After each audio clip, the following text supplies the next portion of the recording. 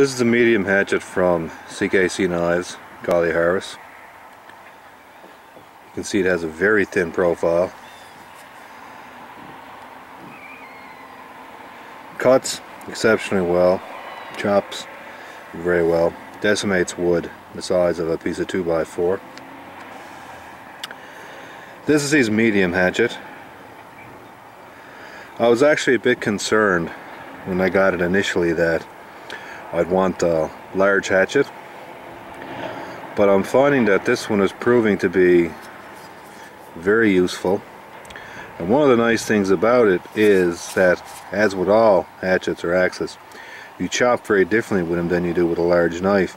You can't lean into the cut and power into it at the end with a lot of wrist action, because of course your impact point is all the way out here, which is too far away from your handle to really lean into it.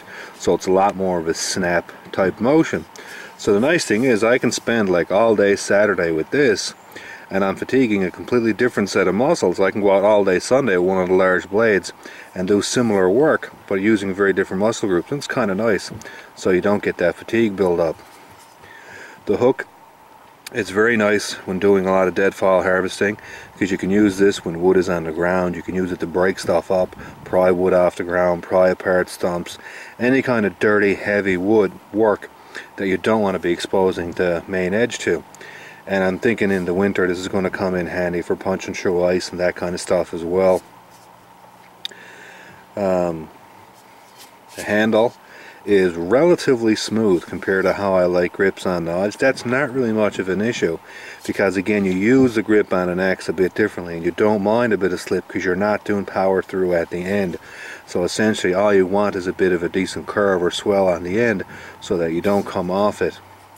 And you can see that the axe is very well center balanced. It's not tipping slightly to either side like that, so it's very nicely balanced in the center.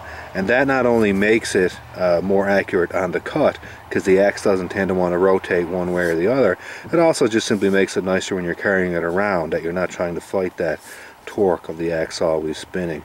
So he did a nice job, and that's just basically a little hanger notch right there that works kind of well.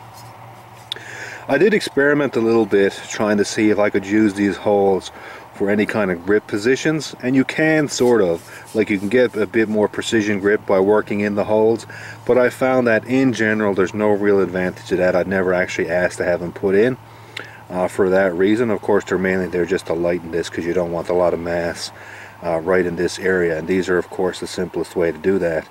And all the edges are nicely chamfered to make sure that you're not introducing any kind of radical embrittlement in the handle by doing that. So overall this is proving to be an extremely nice addition to some of the tools that I have. It's a bit heavier and thus a bit more powerful than the Grant First Bruck's wildlife hatchet, so it's a bit of a step up above that. But again, the cutting face is very narrow, it's very thin, it does carves very well. The only issue that I do have, and I've talked about this before, is that the ergonomics are not 100% great for doing close-up work, because you can see how this swell is sort of in the wrong spot. It basically ergonomically fits kind of right here, but again if you look at it, your thumb and index finger, which is your power line, is a bit below where you're cutting. You want them up here for sort of maximum power, so this needs to be reworked a little bit to make these kind of grips for detail carving sort of functional. But that's the only real thing I have to say about it. That's a bit negative, and even that is mainly a bad choice of how the axe is used, more or less than a sort of positive and a negative thing about it. And the other thing that I like about this relative to the Grant First Bruck's axe is this is in a whole different class in regards to durability. Like I would want to have someone relatively skilled and experienced to give them my wildlife hatchet. You can give this to anybody, a complete novice. There's nothing that they can do to it. Even if you start throwing this around, which I've done, the only thing you might do is ding up the edge a little bit. The edge is Calmax. It's very tough and very strong, so it's very resistant to damage, and yet the grindability is very high, so the edge is restored very easily. I've chopped up hard bones with this. I've even missed one of the bones when it splintered and slammed it right into the ground. You can see that in earlier videos, and it still chugs along absolutely perfectly. Very easy to sharpen, like I said, because it has a high grindability, but then it's very tough and very strong because it's both hard with a high impact toughness. So it's an excellent steel to use for this type of tool. Like I said, I'm very happy with this. Turned out very well. And the amazing thing about this, which always amuses me when you think about some of the things Collie does, is the wide range of things that he's actually making. Because he makes like folders, axes, swords, large blades, kitchen knives, small blades, and they all tend to be focused very well in terms of performance, and they all tend to do very well.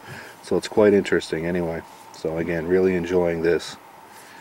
And now I'll just decimate some 2x4 just to show you the kind of raw power that this brings it.